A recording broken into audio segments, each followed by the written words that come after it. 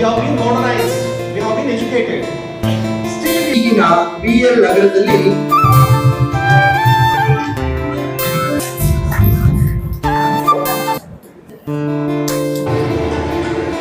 HKBK degree college ಇವತ್ತು ಈ ಒಂದು ಅಪರೂಪದ ಖಾನ್ ಅಬ್ದುಲ್ ಗಫಾರ್ ಖಾನ್ ಗಡಿನಾಡ ಗಾಂಧಿ ಇವರ ವಿಚಾರವಾಗಿ ಒಂದು ರಾಷ್ಟ್ರ ಮಟ್ಟದ ವಿಚಾರ ಸಂಕಿರಣವನ್ನ ಹಮ್ಮಿಕೊಂಡಿದ್ದಾರೆ.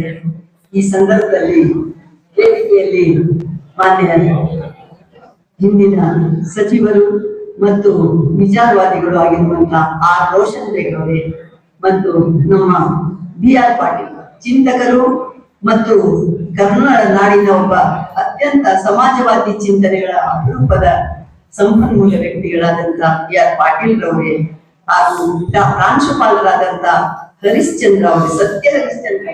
ನನಗೆ ಯಾಕೆ ಆ ಹೆಸರು ಪ್ರೀತಿ ಆಯ್ತಂದ್ರೆ ಎಲ್ಲ ಹರೀಶ್ ಅಂತ ಇಟ್ಟಿರ್ತಾರೆ, ಆದ್ರೆ ಅವರು ಸತ್ಯ ಹರಿಶ್ಚಂದ್ರ ಅಂತ ಪೂರ್ತ ಇಟ್ಟಿದ್ರು.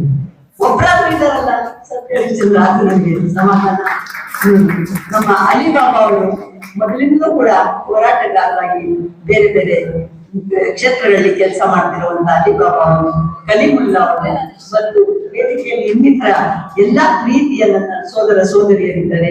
ಎದುರಿಗೆ ಎಲ್ಲ ವಿದ್ಯಾರ್ಥಿನಿಯರು ಮತ್ತು ಪೋಷಕರು ಮತ್ತು ಗುರುವೃಂದದವರು ಎಲ್ಲ ಎಲ್ರಿಗೂ ಕೂಡ ಹಿರಿಯ ಕಿರಿಯರೆಲ್ಲರಿಗೂ ಕೂಡ ನಾನು ಈ ಸಂದರ್ಭದಲ್ಲಿ ಆತ್ಮೀಯವಾದ ಅಭಿನಂದನೆಗಳನ್ನ ತಿಳಿಸ್ತಾ ಇದ್ದೇನೆ.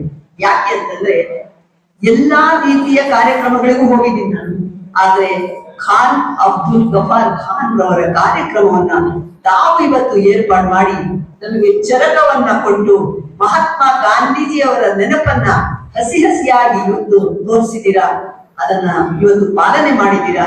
ಆದ್ರಿಂದ ನಾನು ತಮಗೆ ಈ ಸಂದರ್ಭದಲ್ಲಿ ಮತ್ತೊಮ್ಮೆ ಅಭಿನಂದಿಸ್ತೇನೆ. ನಾವು ಯಾಕೆ ಇವರನ್ನೆಲ್ಲ ನೆನಪಿಟ್ಕೋಬೇಕು ಅಂದ್ರೆ ಇವರೆಲ್ಲ ಕೂಡ ದೇಶಕ್ಕಾಗಿ ನಿಜವಾಗಿಯೂ ದುಡಿದಂತ, ನಿಜವಾಗಿಯೂ ದೇಶಭಕ್ತಿ ಅಂದ್ರೇನು ಮತ್ತು ನಾವು ಯಾಕಾಗಿ ಬದುಕಬೇಕು, ನಮ್ಮ ಬದುಕನ್ನ ಹೇಗೆ ಸಾರ್ಥಕ ಪಡಿಸ್ಕೋಬೇಕು, ಈ ನೆಲದ ಋಣವನ್ನ ನಾವು ಮನುಷ್ಯರಾಗಿ ಹುಟ್ಟಿ ಹೇಗೆ ಅದನ್ನ ವಿನಿಯೋಗ ಮಾಡ್ಬೇಕು, ನಮ್ಮ ಶಕ್ತಿಯನ್ನ ಏನು ಈ ಪ್ರಕೃತಿ ಕೊಟ್ಟಿದೆ ಅದನ್ನ ಸರಿಯಾದ ರೀತಿಯಲ್ಲಿ ಬಳಕೆ ಮಾಡ್ಬೇಕು ಅನ್ನುವಂತ ಎಲ್ಲಾ ವಿಷಯವನ್ನು ಕೂಡ ಇವತ್ತು ಭಾರತ ರತ್ನ ಪ್ರಶಸ್ತಿಯನ್ನ ಪಡೆದಂತ ಗಡಿನಾಡ ಗಾಂಧಿ, ನಮ್ಮ ಮಹಾತ್ಮ ಗಾಂಧಿ ಮತ್ತು ಬಾಬಾ ಸಾಹೇಬ್ ಅಂಬೇಡ್ಕರ್, ನೆಹರೂಜಿ ಎಲ್ಲರೂ ಕೂಡ ಹಿಂದೆ ಏನಿದ್ರು ಅವರೆಲ್ಲರೂ ಕೂಡ ಒಬ್ಬೊಬ್ಬರು ಒಂದೊಂದು ವಜ್ರದ ರೀತಿಯಲ್ಲಿ ನಮಗೆ ಮಿಂಚ್ತಾರೆ ಮತ್ತು ಈ ದೇಶಕ್ಕೆ ಒಂದು ಮಾದರಿಯ ವ್ಯಕ್ತಿಗಳಾಗಿ ಇವತ್ತಿಗೂ ಕೂಡ ನಮ್ಮ ಮನಸ್ಸಿನಲ್ಲಿ ನೆಲೆಸಿದ್ದಾರೆ. ತಾವೆಲ್ಲ ಸ್ಟೂಡೆಂಟ್ಸ್ ಇದ್ದೀರಾ, ಪೋಷಕರು ಇದ್ದೀರಾ ಅಂತ ಭಾವಿಸಿದ್ದೀನಿ. ಇನ್ನೂ ಬೇರೆ ಬೇರೆಯವರಿಗೂ ಕೂಡ ಇವ್ರ ವಿಷಯ ಮುಟ್ಬೇಕಾಗ್ತದೆ. ಯಾಕೆ ಅಂದ್ರೆ ಎಷ್ಟೋ ಜನಕ್ಕೆ ಗಾಂಧಿ ಗೊತ್ತು, ಗಡಿನಾಡ ಗಾಂಧಿ ಗೊತ್ತಿಲ್ಲ. ಅದನ್ನ ಇವತ್ತು ಅರ್ಥ ಮಾಡಿಸ್ಬೇಕಾಗಿದೆ. ಪ್ರತಿಯೊಬ್ಬರಿಗೂ ಕೂಡ ಈ ದೇಶ ಏನೇನು ಕಷ್ಟಪಟ್ಟಿದೆ, ಯಾವ ರೀತಿಯಿಂದ ಜೀವದಾನವನ್ನ ಮಾಡಿದೆ, ಹುತಾತ್ಮರಾಗಿದ್ದಾರೆ. ಸ್ವಾತಂತ್ರ್ಯವನ್ನ ಪಡೆಯುವಾಗ ಬ್ರಿಟಿಷರು ಹೊರಬೇಕಾದ್ರೆ ಎಷ್ಟೋ ಜನ ಬ್ರಿಟಿಷರೇ ಸಹಾಯ ಮಾಡಿದ್ದಾರೆ. ಮುಸಲ್ಮಾನ್, ಹಿಂದೂ, ಕ್ರೈಸ್ತ, ಫಾರ್ಸಿ ಪ್ರತಿಯೊಂದು ಜನವರ್ಗವೂ ಕೂಡ ಇದರಲ್ಲಿ ಸೇರಿದ್ದಾರೆ. ಸೇರಿ ಈ ದೇಶಕ್ಕಾಗಿ ದುಡಿದಿದ್ದಾರೆ. ದ್ರೋಹಿಗಳು ಇದ್ದಾರೆ, ಆದ್ರೆ ದ್ರೋಹಕ್ಕಿಂತಲೂ ಹೆಚ್ಚಾಗಿ ಒಗ್ಗಟ್ಟಾಗಿ ಈ ದೇಶವನ್ನ ಕಟ್ಟೋದಕ್ಕೆ ಬಹಳಷ್ಟು ಶ್ರಮ ಪಟ್ಟಿದ್ದಾರೆ. ಅದನ್ನ ನಮ್ಮ ಮುಂದಿನ ಪೀಳಿಗೆಗೆ ನಾವು ತಿಳಿಸ್ಬೇಕಾಗಿದೆ. ನಾವು ಯಾವ ರೀತಿ ಬದುಕಬೇಕು ಅನ್ನೋದನ್ನ ಹೇಳ್ಕೊಡ್ಬೇಕಾಗಿದೆ.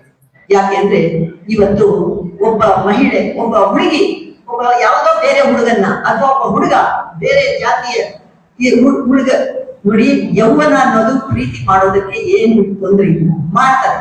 ಅಂತ ಹೊತ್ತಲ್ಲಿ ಮರ್ಯಾದಾ ಹತ್ಯೆ ಅಂತ ಏನು ಕೊಲೆ ಮಾಡ್ತಾರಲ್ಲ, ಇದು ನಾವು ಬಿಡಿಸ್ಬೇಕಾಗಿದೆ. ನೋಡಿ, ಒಂದ್ ಮಾತಿದೆ ನಿಮ್ಮ ಉರ್ದುನಲ್ಲೇ, ಅಗರ್ ಆಸಮಾನ ಮೇ ಸಿತಾರೆ ನ ಹೋತೆ ये रात भी सुहानी न होती, अगर इंसान में जवानी न होती ये प्रेम की कहानी भी न होती. ಪ್ರೀತಿ ಪ್ರೇಮ ಅನ್ನೋದು ಪ್ರಕೃತಿಯಿಂದ ಬಂದಿದೆ, ಅದು ಯಾರು ಕೂಡ ತಡೆಯಕ್ಕಾಗಲ್ಲ. ಅಂತ ಸಂದರ್ಭದಲ್ಲಿ ಮಾಡ್ಕೊಳ್ಳಿ ಹೋಗಿ ಅಂದ್ಬಿಟ್ರು. ಯಾಕೆಂದ್ರೆ ನಮ್ಮೂರು ತಂಗ್ಲಿ ತಾಂಡ ಅಂತ, ನಾವೆಲ್ಲ ಗಮ್ಮಾಡಿ ಜನ ಅಂತ, ಎಲ್ಲ ಟ್ರೈಬಲ್ ಕಾಡಿನಲ್ಲಿ ಜನ. ನಮಗೆ ನಮ್ಮ ಊರುಗಳಲ್ಲಿ ಯಾರಾದ್ರೂ ಒಬ್ಬ ಬೇರೆ ಜಾತಿಯವರನ್ನ ಮಾಡಿದ್ರೆ ಒಂದು ಮರಕ್ಕೆ ಕಟ್ಟಾಕಿ ಇದರಿಂದ ಹೊಡೆಯೋದು, ಇದು ಹುಣಸೆ ಮರದ ಬರ್ಲು ಅಂತಾರೆ. ಅದು ತುಂಬಾ ತಗಲತ್ತದ್ರಿಂದ ರಕ್ತ ಎಲ್ಲ ಬಂದ್ಬಿಡತ್ತೆ, ಚರ್ಮ ಎಲ್ಲ ಆ ತರ ಹೊಡೆಯೋದು.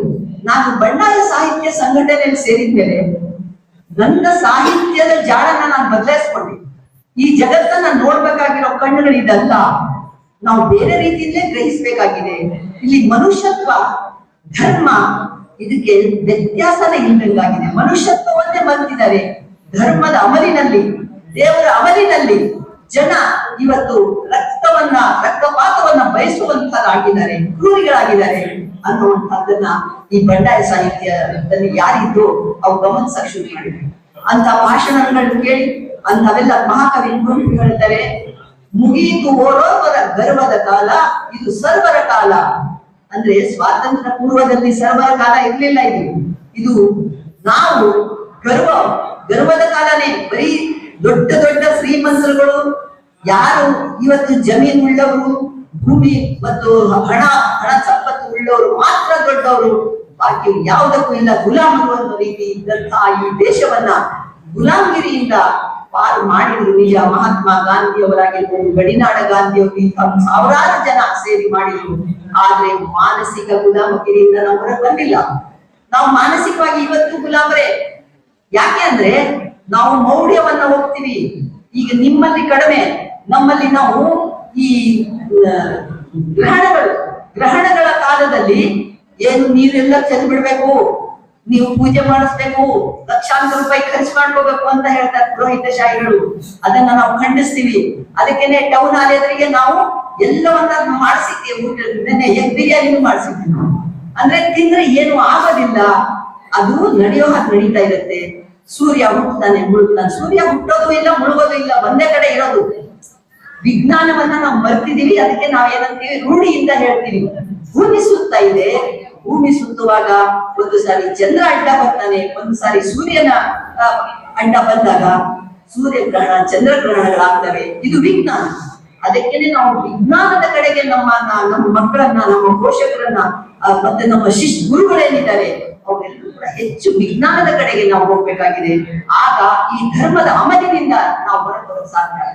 ಧರ್ಮ ಅನ್ನುವಂಥದ್ದು ವ್ಯಾಪಾರಕ್ಕೆ ಇಟ್ಟಿದ್ದಾರೆ, ದೇವರುಗಳು ವ್ಯಾಪಾರಕ್ಕೆ ಇಟ್ಟಿದ್ದಾರೆ. ನೀವ್ ಏನ್ ಒಳ್ಳೇದಿದೆಯೋ ಅವೆಲ್ಲವೂ ಕೂಡ ಮಾರಾಟ ಆಗ್ತಾ ಇದ್ದಾವೆ. ಇದು ಹೋಗ್ಬೇಕಾಗಿದೆ. ಮನುಷ್ಯ ಅಷ್ಟೇ ನೋಡಿ.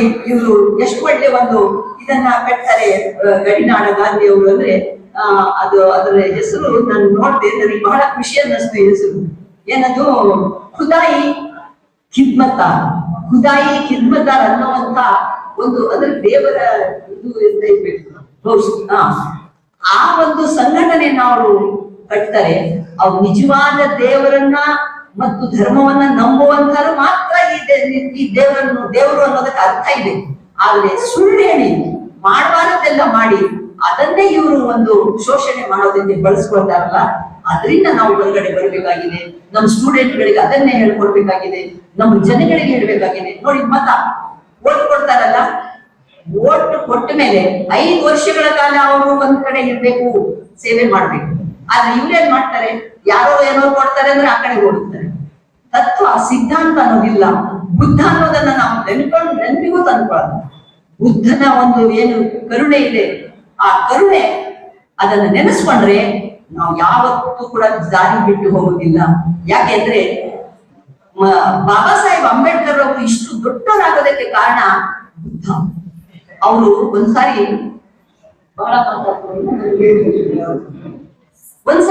ಒಬ್ಬ ದೊಡ್ಡ ಶ್ರೀಮಂತ ಕರ್ಕೊಂಡು ಹೋಗ್ತಾನೆ. ಬುದ್ಧ, ಬನ್ನಿ ನಮ್ಮನೇಲಿ ನೋಡಿ ನೀವಂತ, ಏನ್ ಒಡವೆಗಳು, ವಸ್ತುಗಳು, ಹಣ, ಕಾಸು, ಸಂಪತ್ತು, ಒಡವೆ ಎಲ್ಲ ಇರುತ್ತಾನೆ. ಬುದ್ಧ, ನಿನಗೆ ಏನ್ ಬೇಕು ತಗೊಳ್ಳಿ ನೀವು ನಮ್ಮ ಮನೆಯಿಂದ. ಬುದ್ಧ ಒಂದ್ ಕಡೆಯಿಂದ ನೋಡ್ಕೊಂಡ್ ಬರ್ತಾರೆ. ನೋಡ್ಕೊಂಡ್ ಬಂದು ಯಾವ್ದು ನಿಮ್ದಲ್ವಲ್ಲ ಅಂತ ಬಹಳ ಸಿಟ್ಟು ಬಂದ್ಬಿಡುತ್ತೆ ಆ ಶ್ರೀಮಂತನಿಗೆ. ಕೆನ್ನೆ ಬಂದು ಅಂತ ಹೊಡಿತಾರೆ. ಹೊಡೆದು ನಂದಲ್ಲ ಅಂತೀರ ನೀವು, ಹಾಗಾದ್ರೆ ನೀನೇನ್ ಕೊಡ್ತೀನಿ, ನಿಂದೇನಿದೆ ಕೊಡು ನನಗೆ ಅಂತ. ನಾನ್ ಕೊಡ್ತೀನಿ, ನಿನ್ ಕೈ ಕೊಡುವಂತ. ಆ ಹೊಡೆದ ಕೈ ಕೊಡುವಂತ. ಆ ಕೈನ ಅವ್ರು ಕೊಟ್ಟಾಗ ಅದು ಚುಂಬಿಸ್ತಾರೆ. ಇದೇ ನಾನ್ ಕೊಡೋದು. ಆಗ ಶ್ರೀಮಂತನಿಗೆ ಗೊತ್ತಾಗತ್ತೆ, ನಾವು ನಿಮ್ದಲ್ಲ ಅಂತ ಯಾಕೆ ಹೇಳಿದ್ರಂದ್ರೆ ಯಾರೋ ಬೆವರಿನಿಂದ ತಗೊಂಡಿದ್ದ ಸಂಪತ್ತದು, ತಾನು ದುಡಿದಿದ್ದಲ್ಲ ಅನ್ನೋದು ಬುದ್ಧನಿಗೆ ಗೊತ್ತು. ಆದ್ರಿಂದ ಆ ಬುದ್ಧನ ಪ್ರೀತಿ ಇರತ್ತಲ್ಲ, ಆ ಪ್ರೀತಿ ಇತ್ತು ಅಂದ್ರೆ ನಾವು ಯಾರನ್ನು ಕೊಲೆ ಮಾಡೋದು. ಇವತ್ತಿಷ್ಟೆಲ್ಲ ಯುದ್ಧದ ಏನು ಎಷ್ಟು ಇದಾಗಿದೆ ಅಮೆರಿಕ. ಇದು ಈ ದಿನ ಬೆಳಗಾದ್ರೆ ಸಾವಿರಾರು ಜನಗಳು, ಇವತ್ತು ನೂರಾರು ಜನಗಳನ್ನ ಕೊಂದ್ರು, ಇವತ್ತು ಸಾವಿರಾರು ಜನಗಳನ್ನ ಕೊಂದ್ರು ಅನ್ನುವಂತ ಮಾತು ಬರ್ತಾ ಇದೆ.